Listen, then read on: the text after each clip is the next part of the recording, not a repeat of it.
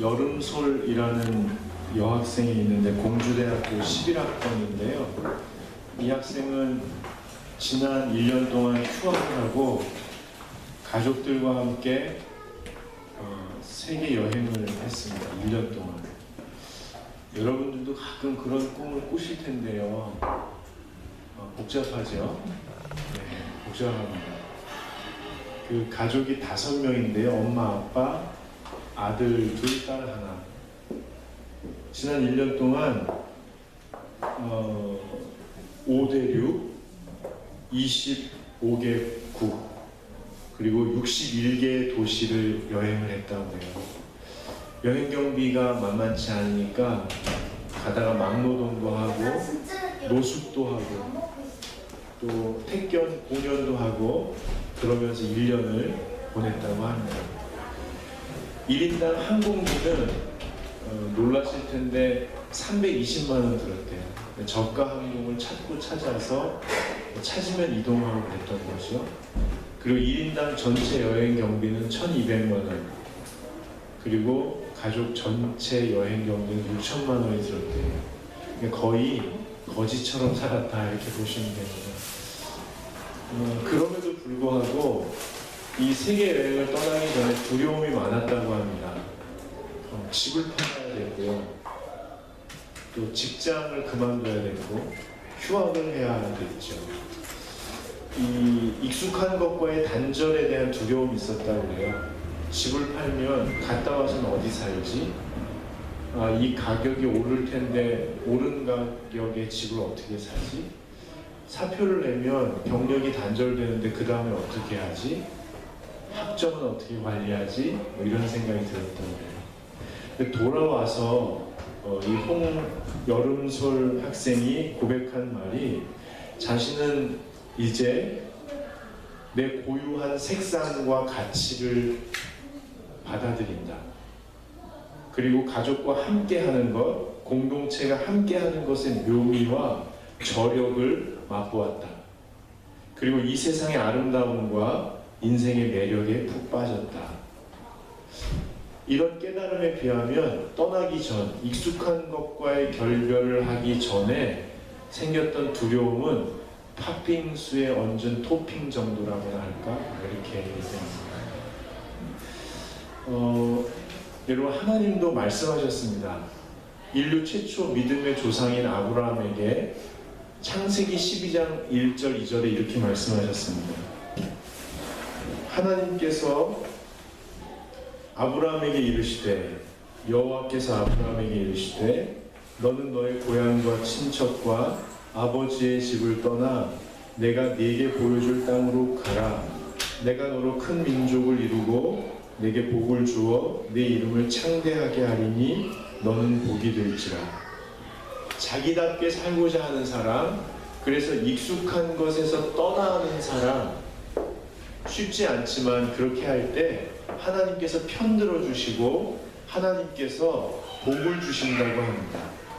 여러분은 혹시 익숙한 것과 결별을 했을 때 두려움이 있지만 하나님이 편들어 주시고 하나님이 복을 주시는 그 복을 받아 누리신 경험이 있으시죠? 누구나 그런 경험이 있습니다. 그 두려움을 넘어서서 나다운 삶을 개척해 가고자 한 걸음을 뛰었을 때 하늘로부터 오는 복을 받아 누린 적이 있습니다. 그럼에도 불구하고 왜 우리는 익숙한 것에서 일어서기를 주저할까요? 한국의 대학생들과 직장인들이 가장 만나보고 싶어하는 스승 중에 한 명인 구본영 씨, 얼마 전에 세상을 떠나셨죠. 그가 익숙한 것과의 결별이라는 책에서 이런 이야기를 합니다. 당신이 살고 싶은 삶을 살아라. 당신은 어릴 때 어떤 삶을 살고 싶었는가? 당신이 꿈꾸는 인생은 무엇인가? 그것을 위해서 지금 그 자리에서 뛰어올라라. 아마 당신의 발목을 붙잡는 것이 있을 것이다.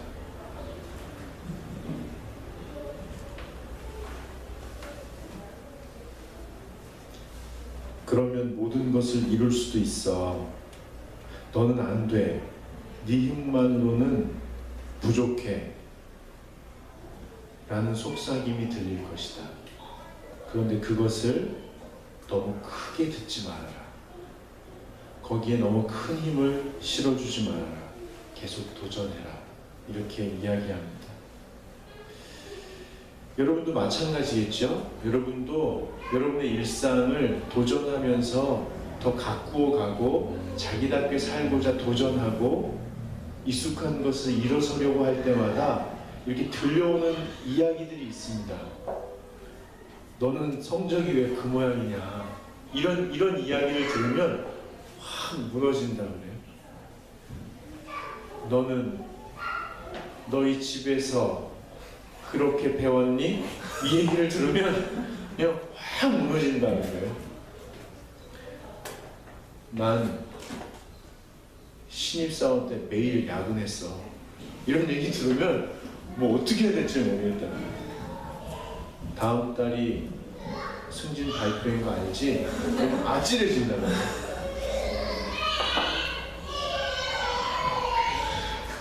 아파트가 전세세요, 월세세요? 이렇게 들으면 혼란스러워. 어떻게 부채는 잘 관리하고 계세요? 그러면 막 정신이 없어진다. 차가 좀 오래돼 보이네요. 이러면은 미치겠네요. 제가 잠실 쪽에 그 전에 교회에 있을 때 미국에서 교수 생활을 하다가 거기서 13년인가를 탄 소나타 2를 저한테 누가 주셨어요. 제가 차가 없는 걸 아시고 기름이나 넣어서 주시는, 오일도 안 갈고 주셔서 제가 오일 갈고 기름 넣어가지고 타고 다녔거든요. 근데 제가 55만 원짜리 자전거를 친구 소개로 35만 원에 사가지고 그걸 타다가 자동차 뒤에다 딱 매달고서 잠실 올림픽 공원이니까 거기 근처에 정차했어요. 근데 제가 여기 있고 바로 옆 차선에 벤츠가 있는데 여름이니까 창문을 열어놨더니 그쪽에서는 에어컨을 틀었었나 봐요. 창문을 싹 내리면서 이 자전거 좋아 보이는데요? 그러는 거예요. 제가 자전거 별로 안 비싼데요? 차보다 좋아 보이는 제 자전거 50만 원짜리예요. 그러니까 그 사람 그러니까요.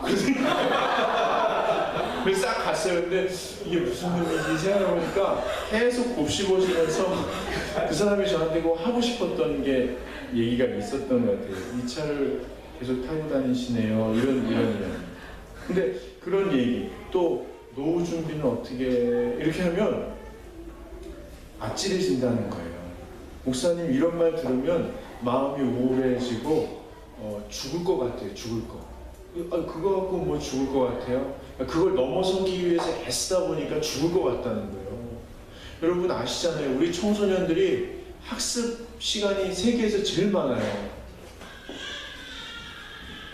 대학생들은요, 영어 공부하는데 세계에서 돈을 제일 많이 쓰는 나라가 우리나라예요. 직장 준비생들은 과도하고 쓸데없는 스펙을 쌓느라고 에너지를 낭비하고 있고요.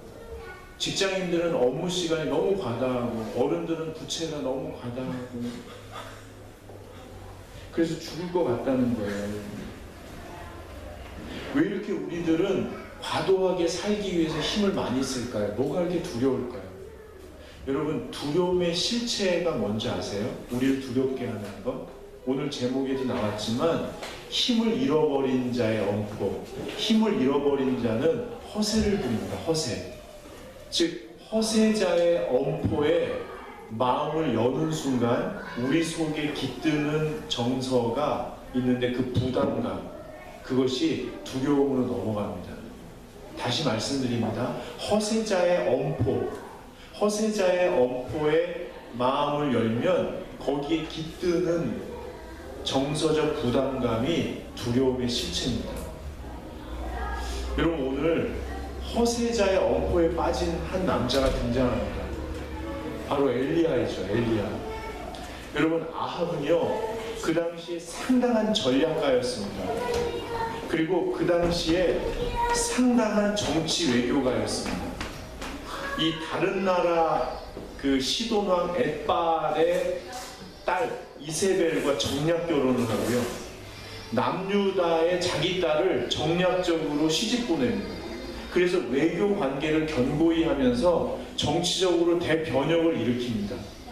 그리고 그 외교 관계에 있던 나라가 섬기는 우상을 나라에 도입해서 전 백성이 하나님을 버리고 우상을 숭배하도록 합니다. 아합과 이세벨은 그 당시의 주류입니다. 주류. 아합과 이세벨이 만드는 문화, 종교, 정치, 외교, 이 모든 것들을 따르지 않으면 뒤처지는 겁니다. 그런데요, 하나님께서 오늘 말씀 어린이 설교 들으신 대로 거기에 가문을 주십니다. 3년 반 동안 백성이 초토화되는 거예요. 이 말은 뭐냐면 북이스라엘의 정권이 누수 현상이 있었다는 겁니다. 이게 백성들에게 말이 안 먹히는 거예요. 정부가 힘을 잃어버린 거예요. 무슨 정책을 내놔도 실효성이 없는 거예요. 백성들이 지금 마음이 떴어요. 힘을 잃어버린 거거든요. 근데 그 아합의 부인인 이세벨이 오늘 엘리야에게 사람을 보내서 뭐라고 하냐면, 너 내일 이맘때 죽여버릴 거야. 여러분, 나중에 봐 하는 사람 치고 무서운 사람 없답니다. 근데 뭐라고 하냐면, 너 내일 내가 죽여버릴 거야. 허세 부리는 사람의 특징입니다. 그런데 놀랍게도 엘리야가 두려움에 빠집니다.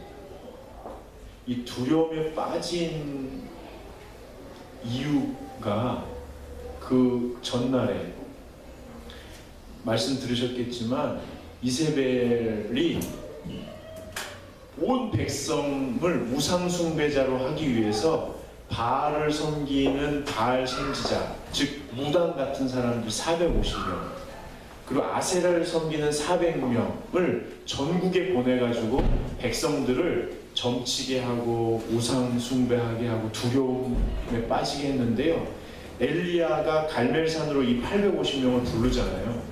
그리고 영적을 이긴 전쟁을 합니다. 제단에다가 송아지 2마리를 올려놓고 하늘에서 각각의 신을 불렀을 때 불을 내리는 신이 진짜다. 그런데 850명이 자해를 하면서 오후 내내, 오전부터 오후 내내 신을 불렀는데 불이 안 내렸거든요. 근데 엘리야가 거기다가 제단 위 송아지 위에다가 물을 4드럼통을 갖다 붓게 합니다. 물이 철철 넘치는 거죠. 그리고 백성을 제단 앞으로 부릅니다. 백성들 다 나오라고, 이 제단 앞에 다 앉으라고. 그리고서 이렇게 조용히 기도합니다. 들을 수 있도록. 하나님이 하나님 되심을 보여주시옵소서. 그 순간 하늘로부터 불이 내려서 제단과 제물을 싹 핥았다라고. 아이스크림 먹을 때 핥아드시죠? 불이 싹 핥아가지고 홀라당 태워버리는 거예요. 그 순간 하나님의 하나님됨이 나타나는 순간 엘리야가 850명의 그 무당들을 기손시냇가로 데려다가 다 죽여버립니다. 1대 850명으로 싸워서 승리했는데요, 오늘 두려움에 빠지는 거예요. 왜 그럴까요? 다시 말씀드립니다. 허세 부리는 자, 힘을 잃어버린 자가 허세 부리는 자의 엄포에 여러분이 마음을 열면 거기에 깃드는 정서적 부담감이 우리 두려움의 실체입니다. 엘리야는 그 순간 죽겠다고 광야로 도망가 버립니다. 그리고 하나님께 죽여달라고 합니다. 오늘 3절 4절 한번 읽어보시겠습니다. 19장 열왕기상 19장 3절 4절을 한번 같이 읽겠습니다. 시작. 그가 이 동네로 일어나 자기의 생명을 도망하여 공장에 속한 그리스도에 이르러 자기의 성함을 곳에 머물게 하고 자기가 주는 만들어라 주님께서 자기가 주를 말하여 이르되 여호와여 가오니 지금 내 생명을 거두시옵소서 나는 내 조상들보다 낫지 못합니다. 여러분 죽여달라는 거예요. 어제 영적인 전쟁에서 위대한 역사를 이루었잖아요. 그런데 허세자의 엄포에 마음을 여는 순간 마음이 두려움에 빠져서 차라리 죽는 게 낫겠다라고 생각해요. 여러분 이때 하나님께서 엘리야를 건져내시거든요. 거기서 어떻게 건져내시냐면 그 이세벨에게 마음을 닫으라는 거예요. 걔네가 너를 죽일 수 없다는 사실을 제대로 보라는 거예요. 우리를 두려움에 빠지게 하는 그 허세자의 실체가 힘이 없다는 사실을 제대로 파악하라는 거예요. 그리고 너를 향해서 놀라운 계획을 갖고 있는 나에게 마음을 열으라는 겁니다. 마음의 힘이 필요하다는 거예요. 마음의 힘을 잃으면 허세자의 엄포의 마음이 열리게 되고 우리를 사랑하셔서 우리에게 아름다운 계획을 갖고 계신 하나님에게, 신에게, 조물주에게 마음을 닫아버린다. 그 순간 죽는 게 낫다고 생각한다는 거죠. 자, 여러분 보세요. 마음에 힘이 필요합니다. 두려움을 이기시려면, 하나님 앞에 서시려면 마음에 힘이 필요합니다. 그래서 마음의 힘을 기르는 방법에 대해서 제가 몇 가지를 말씀을 드리는 겁니다. 첫째는 숙면을 취해야 됩니다. 숙면을 취해야 됩니다. 네. 그 5절을 한번 보시겠습니다. 5절 죽겠다고 하니까 하나님께서 어떻게 하셨는지 한번 읽어보겠습니다. 로뎀나무 아래에 누워 자더니 천사가 그를 어루만지며 그에게 이르되 일어나 먹으라 하니. 여러분 자는 동안 천사가 이렇게 어루만지죠. 자라는 거예요. 잠자야 됩니다. 그래야 마음의 힘을 얻을 수 있습니다. 이 하나님께서 재워주시는 거거든요. 지금 제가 20대 초반에 한 잡지에서 읽은 글인데요. 아주 인상 깊어서 제가 아직도 기억합니다. 그 딸이 보낸 글입니다. 자기 아버지가 이제 60이 넘으셨는데 평생의 좌우명이 뭐냐면 피곤하면 쉬어라요. 피곤하면 쉬어라. 한번 따라해보세요. 피곤하면 쉬어라. 피곤하면 쉬어라. 네, 인생의 지혜는 기본에 있지 않습니까? 싸웠으면 화해해라. 실수했으면 사과해라. 피곤하면 쉬어라. 모르면 물어봐라. 이분이 딸이 아이를 낳았어요. 수원에 살았는데 부모님이 부산에 사시는 거예요. 옛날에 비둘기차를 타고 올라오잖아요. 가다 서다 하루 종일 올라오다가 수원 바로 전 정거장 이제 10분만 가면 되는 데에서 아버지가 어머니한테 피곤하네 하고 내리셨대요. 그거는 일화 중에 하나인데, 그리고 여관에 들어가셔서 하루 주무시고 그 다음날 딸네 집에 가셨답니다. 피곤하면 쉬어라. 여러분 저는 그냥 조금 독특하기도 하고 재미있어서 기억났는데요. 살아보니까 이것이 얼마나 큰 지혜인지 이제는 알겠어요. 내가 피곤하면 쉬는 거. 잠을 적게 자거나 안 자는 것은 욕심 때문입니다.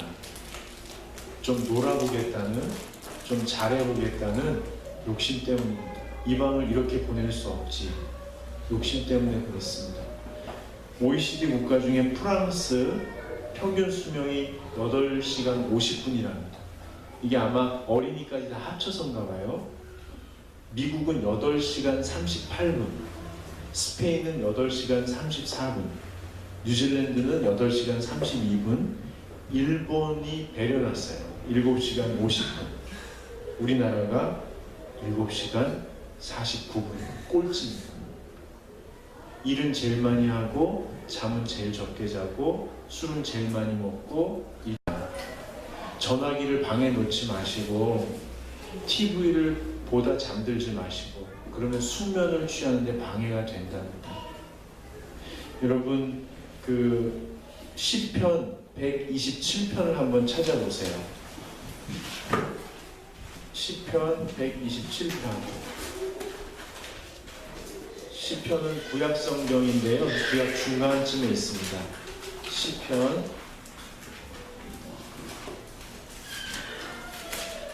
127편. 네, 찾으셨어요?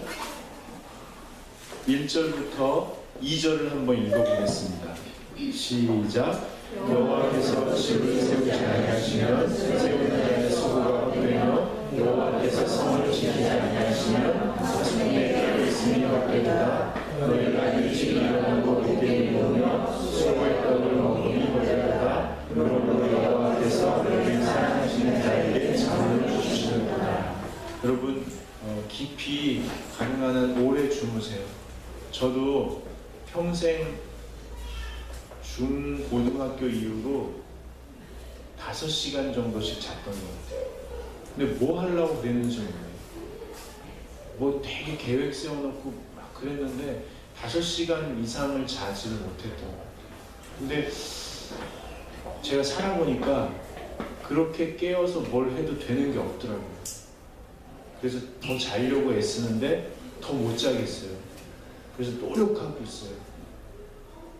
숙면을 취하고 6시간, 때로는 7시간도 잘 수 있게 복을 내려주십시오. 간절히 기도하고 자요. 요즘에 여러분들 많이 자요. 깨서 막 뭐 해도 하나님이 지켜주시지 않으면 아무것도 아니에요. 일부에 정창현 형제 왔는데 몇 시간 자요? 그랬더니 3시간. 그 작업하느라고 그러는데 낮에는 안 자요. 낮에는 못 자는데요. 그래서 제가 회개하라고 했어요. 미친 거 아니냐고. 많이 자라고. 그랬더니 알았다고 그랬어요. 자, 두 번째로는요, 물을 많이 마셔야 된다. 물. 거기 한번 6절, 7절 읽어보겠습니다. 시작. 본즉 머리맡에 숯불에 구운 떡과 한 병 물이 있더라. 이에 먹고 마시고 다시 누웠더니 여호와의 천사가 또 다시 와서 어루만지며 이르되 일어나 먹으라. 내가 갈 길을 다 가지 못할까 하노라 하는지라. 좋은 음식 드시고 나쁜 음식 드시지 말고 천사같이 기분 좋은 사람하고 가끔 식사하시고 대신 물을 많이 드셔야 됩니다. 그 하루를 활기차게 사는 법에 대해서 5가지를 이 학자들과 색상 연구가들 뭐 이런 사람들이 모여서 발표를 했는데요. 첫째가 뭐냐면 일어나자마자 큰 컵에 물을 따라서 천천히 마시래요. 물이 2% 부족해지면 몸과 마음이 극도로 피곤해진다는 거예요. 그래요? 그래요? 네, 그래요. 저는 잘 모르니까. 두 번째로는 빛을 받으래요. 햇빛 비치는 데 가서 이렇게 좀 있으래요.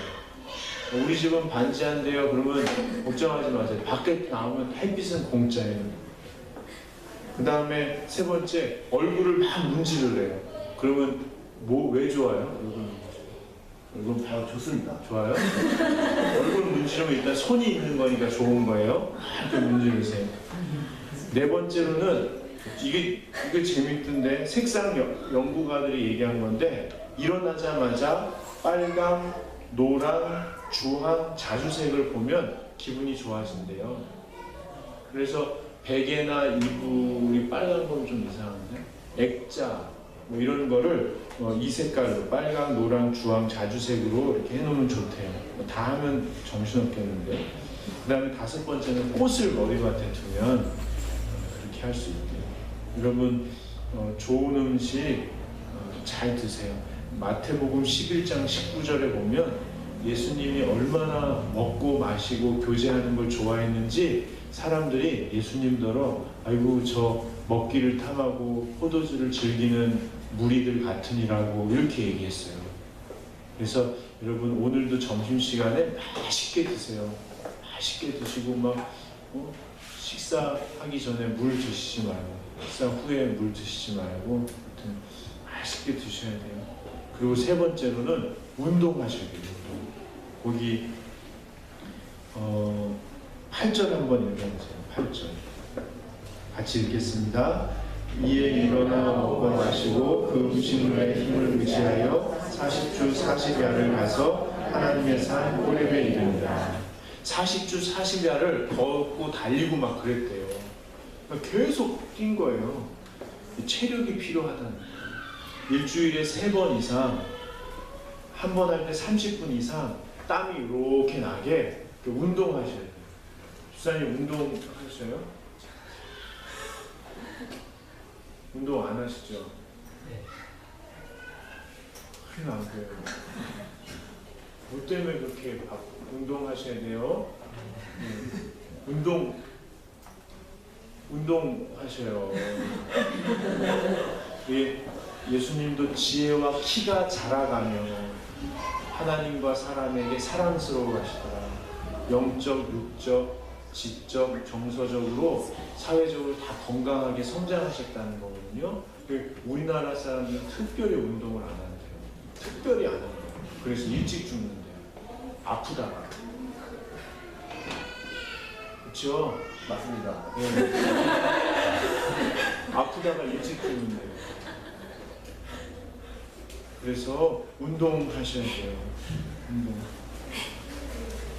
여러분 잘 주무시고 좋은 것 너무 많이 말고 잘 드시고 운동하시고 그래야 마음과 몸이 힘이 생겨요. 그래야 허세 부리는 자, 이 세속 사회 구조에서 끊임없이 자기의 요구에 부응하라고, 너 그거밖에 안 되냐고, 너 더 하라고, 너 남들한테 허세 부릴 건덕지가 없지 않냐고 자꾸만 거짓말하는 사람들에게 마음을 닫을 수 있어요. 그리고 나에 대해서 좋은 계획을 갖고 계신 우리 주 여호와 하나님 앞에 마음을 열 수가 있습니다. 마음에 힘이 필요한 거예요. 그럴 때 여러분 12절 보세요. 12절 같이 읽어보겠습니다. 또 지진 후에 불이 있으나 불 가운데에도 여호와께서 계시지 아니하시더니 불 후에 세미한 소리가 있는지라. 그래야 마음의 힘을 가지고 여호와 앞에, 신 앞에, 이 세속적인 목소리가 아니라 신 앞에 집중할 때 세미한 음성이 들린다는 거예요. 나를 향한 세미한 음성, 내가 왜 살아야 하는지, 왜 숨쉬어야 하는지에 대한 세미한 음성이 들리기 시작한다는 거예요. 그때 주님께서 뭐라고 하시냐면요, 여러분 놀라지 마세요. 15, 16절을 보세요. 여호와께서 그에게 이르시되 너는 내 길을 돌이켜 가야 할 때가 있다. 광야를 통하여 다메섹에 가서 이르거든 하사엘에게 기름을 부어 아람의 왕이 되게 하고, 기름을 부어 왕을 세우라는 거예요. 그리고 16절 보세요. 넌 또 님시 아들 예후에게 기름을 부어 이스라엘의 왕이 되게 하고, 또 아벨모올라 사바스의 아들 엘리사에게 기름을 부어 너를 대신하여 선지자가 되게 하라. 여러분 보세요. 여러분이 해야 될 일이 있다는 거예요. 왕과 선지자로 사람들을 세우라는 겁니다. 왕이 누구예요? 통치자입니다. 이 말은 뭐냐면 세속적으로 높은 사람으로 자녀를 키우라는 말이 아니에요. 정치, 경제, 문화, 종교, 외교, 군사, 예체능, 연예계 어디에 가 있든지 거기서 하늘의 뜻이 그 아이를 통해서 이루어질 수 있도록 진짜로 영향력 있는 사람으로 키우라는 거예요. 선지자가 누구예요? 아무리 핍박이 와도 하늘의 메시지를 사람들에게 들려줄 수 있는 영적인 파워가 있는 사람으로 키우라는 거예요. 우리가 왜 살아야 해요? 왜 공부했어요? 왜 먹고 살려고 힘써 일해요? 우리의 자녀를 이 땅의 왕과 선지자로 키우기 위해서 그렇다는 거예요. 우리 직장에 우리 후배들이 있잖아요. 걔네들 막 이렇게 해서 내 성과 얻으려고 일하는 게 아니고요. 그 사람들을 왕과 선지자로 키우기 위해서 일하는 거예요. 우리가 왜 모였어요? 우리 후배들을 왜 교회로 오라고 그래요? 왜 친구들을 우리 교회로 오라고 해요? 왜 수친구들을 언제 올 거예요? 어제 술 먹던 그 친구들 왜 오라고 그래요? 그 사람들을 이 세속의 허세자들에 휩쓸려서 그냥 살다 가는 게 아니라 정말 이 땅에 영향력을 미치는 왕으로 하늘의 메시지를 들려줘서 사람을 자유케 할 선지자로 키우려고 그러는 거예요.